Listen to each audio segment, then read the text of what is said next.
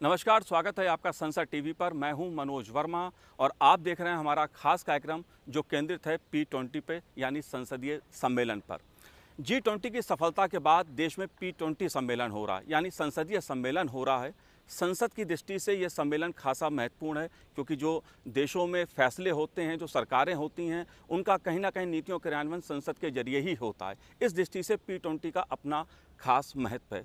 भारत में जो P20 हो रहा है उसके बारे में देश की जनता जानना चाहती है कि आखिर P20 का आयोजन क्यों हो रहा है और इसमें कौन से मुद्दों पे चर्चा होगी, क्योंकि दुनिया के सामने तमाम मुद्दे हैं।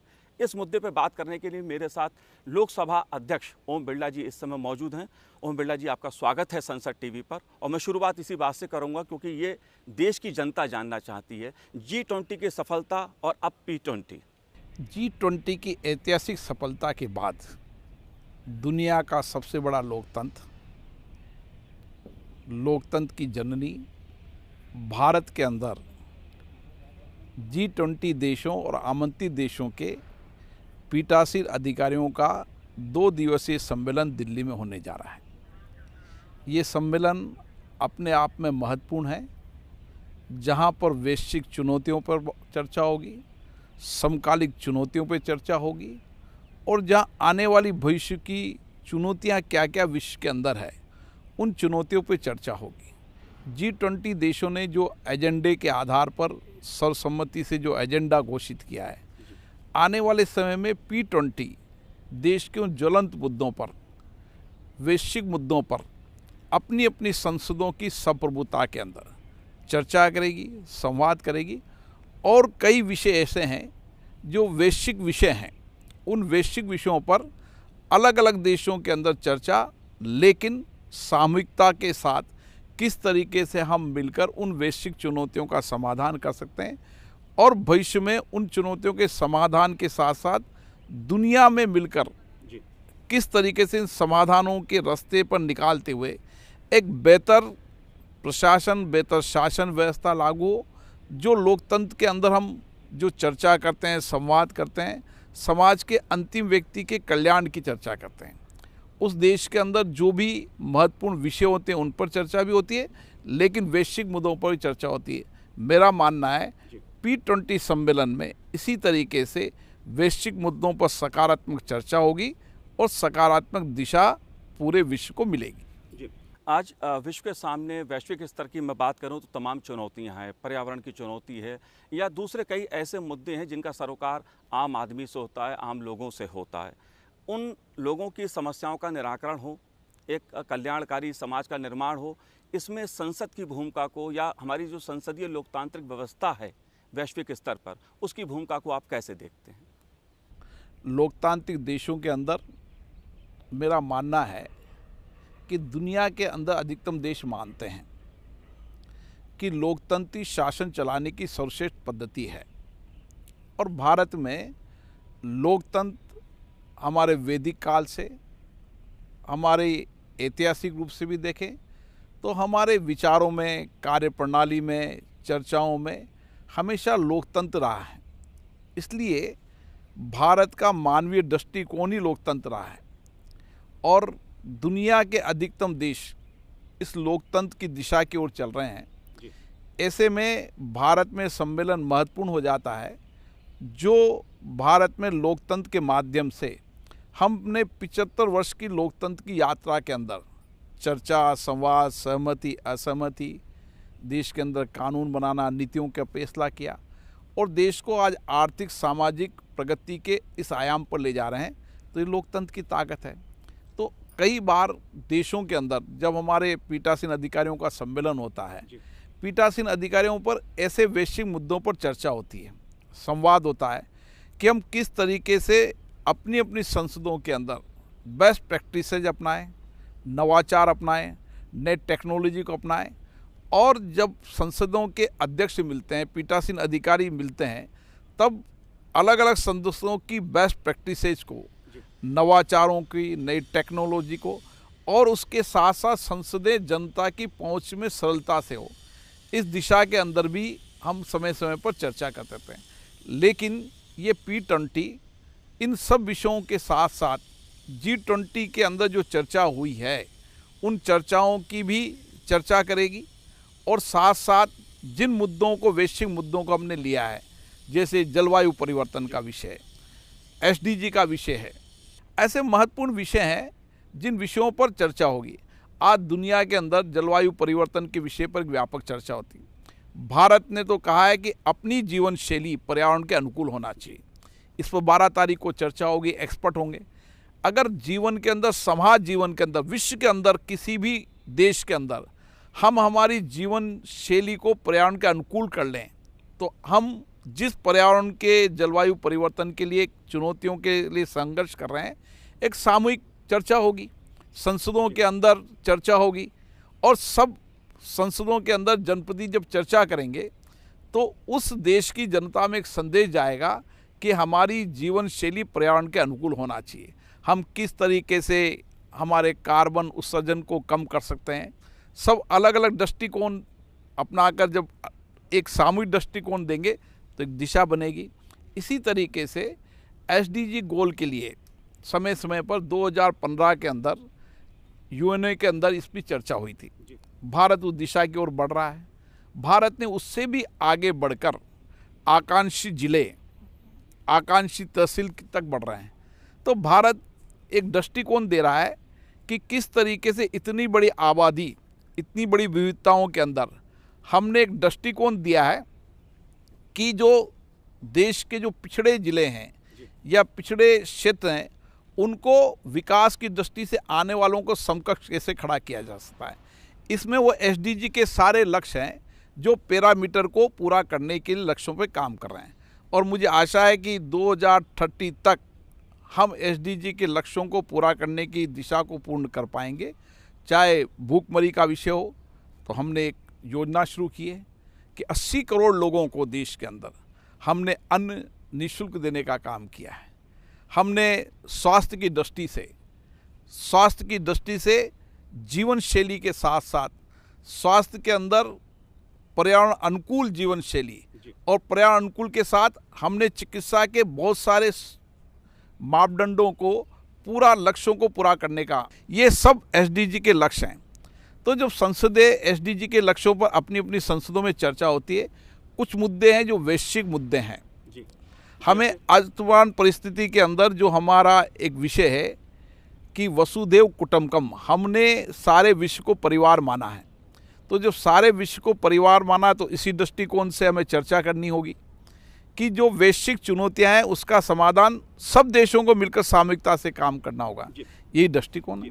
अध्यक्ष जी, अगर बात आपने वसुधैव कुटुंबकम की, जाहिर सी बात है P20 का भी एक संदेश है। वो संदेश क्या है दुनिया के लिए? वो संदेश एक ही है। हमने संदेश एक ही दिया है कि किस तरीके से हम वसुधैव कुटुंबकम की संस्कृति, संस्कारों पे चलें। इसलिए हमने कहा कि एक परिवार माना पूरे देश को, भविष्य सबका सामूहिक भविष्य माना पृथ्वी। तो हमने कहा कि ये दृष्टिकोण हो जाएगा। तो ये दृष्टिकोण होने के लिए कौन जिम्मेदार होंगे? देश की संसदें और उनके जनप्रतिनिधि, कि उनका दृष्टिकोण वैश्विक दृष्टिकोण होना चाहिए। जब सारी विश्व के लोग एक कुटुंब परिवार को मानने लगेंगे तो सीमाओं से बाहर और वैश्विक चुनौतियों का समाधान चर्चा करें। मानो आपने जैसे जलवायु परिवर्तन का विषय किया, जलवायु परिवर्तन एक देश का विषय तो नहीं है। जलवायु परिवर्तन के लिए हमें सामूहिकता से काम करना पड़ेगा, एक परिवार के रूप में काम करना पड़ेगा। तो हम जलवायु परिवर्तन के विषय पर एक सामूहिक चर्चा के बाद जो हमारा एजेंडा होगा, जो हमारा पेपर बनेगा, तो हर देश जलवायु परिवर्तन के विषय पर अपने अपने यहाँ पर पर्यावरण जीवन शैली के साथ जीते हुए और किस तरीके से हम जलवायु परिवर्तन में होने वाले कारणों की पहचान कर और उसको दूर करने का काम करें। ये दृष्टिकोण रहता है। जी, जाहिर सी बात है, जो आपने दृष्टिकोण बताया P20 का, जो भारत का संदेश है, भारत की संसद का जो संदेश है, एक धरती, एक परिवार, एक भविष्य के लिए संसद, बहुत महत्वपूर्ण ये विषय है। लेकिन हम आगे बढ़ते हैं। सतत विकास लक्ष्यों की आपने बात की। एक बड़ा गोल रहा है कि दुनिया जो है कि मानव कल्याण के लिए काम करे। अगर G20 की मैं बात करूं, G20 में प्रधानमंत्री नरेंद्र मोदी जी ने खासतौर पे इस बात पे जोर दिया कि हमारी नीतियां ऐसी हों वैश्विक स्तर पे जिसमें मानवता को केंद्र में रखकर कल्याणकारी योजनाओं का क्रियान्वयन किया जाए। इसको आप कैसे देखते हैं, इस पहलू को? वर्तमान में इसके यही दृष्टिकोण होना चाहिए। हमें अगर मानव केंद्रित योजना बनानी है, हमारा दृष्टिकोण मानव केंद्रित होगा तो हम एसडीजी के लक्ष्यों को जल्दी पूरा कर पाएंगे। और एसडीजी के लक्ष्यों को पूरा करने के लिए सामूहिकता से काम करने की आवश्यकता भी है। सामूहिकता से काम करने का अर्थ है कि सबकी सब प्रभुता है, लेकिन कई विषय ऐसे हैं, मानो कोविड का विषय था। कोविड का विषय था तो पूरे विश्व का विषय हो गया। अब कोविड की लड़ाई के लिए सारे विश्व के देश मिलकर लड़ेंगे, एक दूसरे का सहयोग करेंगे, एक दूसरे की मदद करेंगे, तो हम कोविड की उस बीमारी से जल्दी लड़कर जीत पाएंगे। ऐसे स्वास्थ्य की हो, भूखमरी की हो, जलवायु परिवर्तन की हो, कुपोषण की हो, अन्य बीमारियों की हो, कई सारे जो एसडीजी के सारे 17 लक्ष्य हैं, उन सारे 17 लक्ष्यों के अंदर कहीं ना कहीं दृष्टिकोण सामूहिकता का है।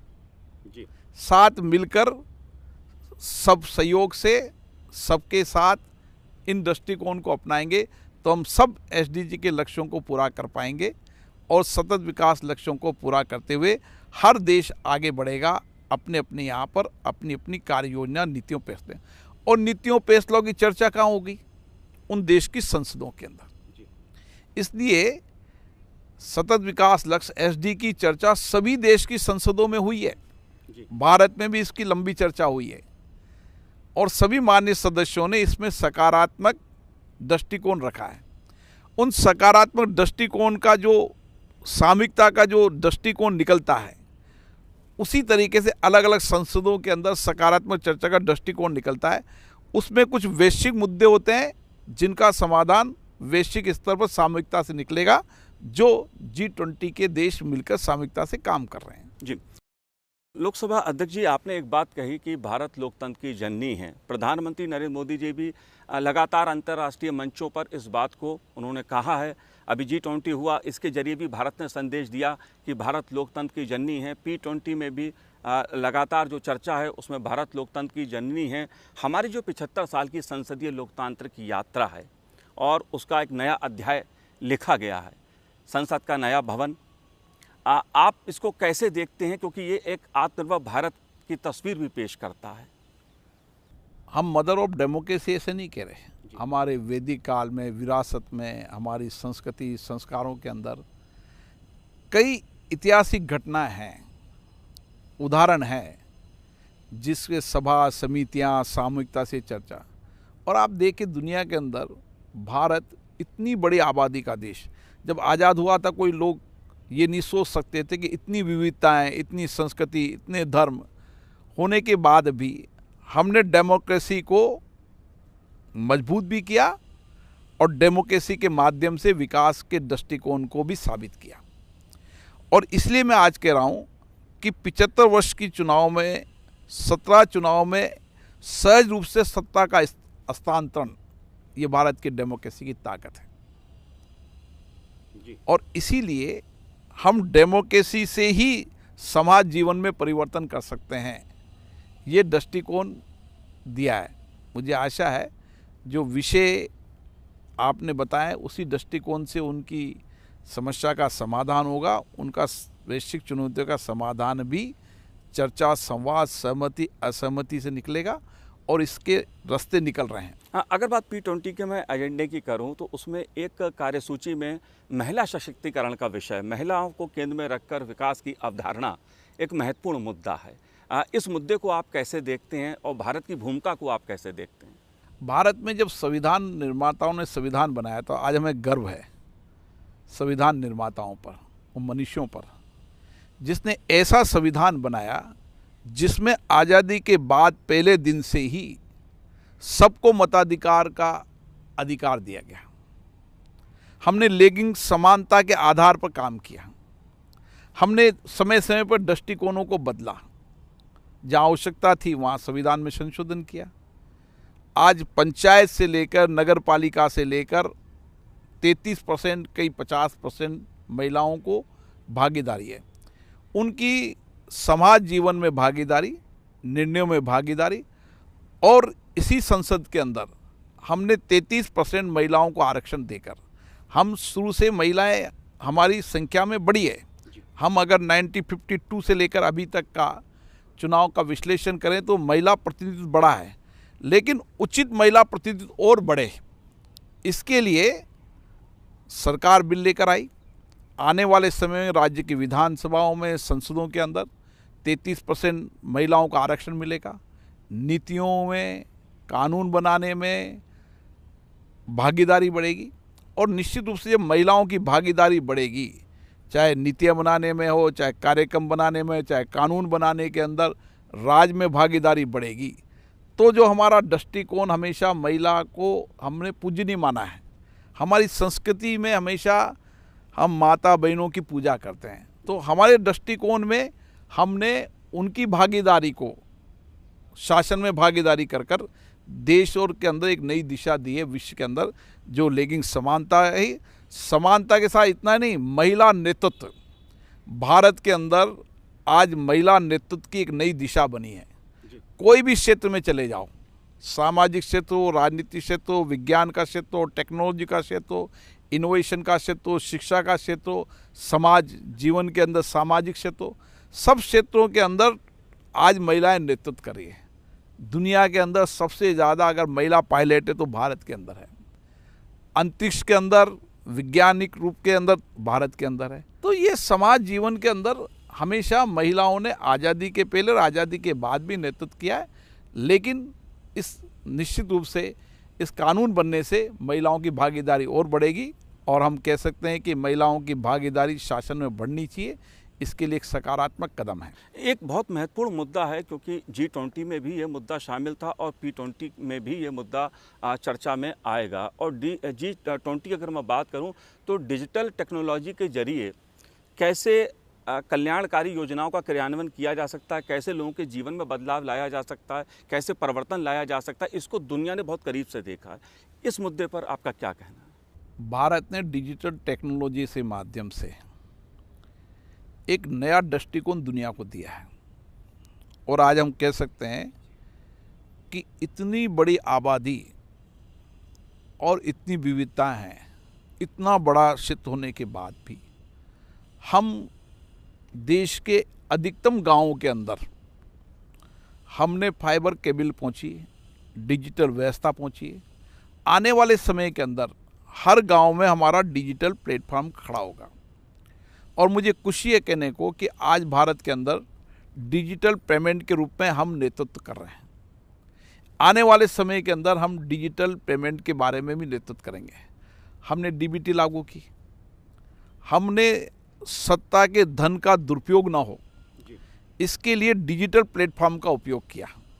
जहां पर मानव संसाधन का कम उपयोग, टेक्नोलॉजी का ज़्यादा उपयोग होगा, उस शासन प्रशासन में पारदर्शिता आएगी, और ये हमने साबित करके दिखाया है। इसलिए हम भारत के लोग, भारत की सरकार, भारत की पार्लियामेंट ये दृष्टिकोण देना चाहती है कि डिजिटल टेक्नोलॉजी हर क्षेत्र के अंदर, अब पार्लियामेंट के अंदर भी हमने डिजिटल के अंदर 95% पेपरलेस पार्लियामेंट बनाई, हमने डिजिटल का उपयोग किया। डिजिटल के माध्यम से जनता तक पहुंच आसान पहुंचाई।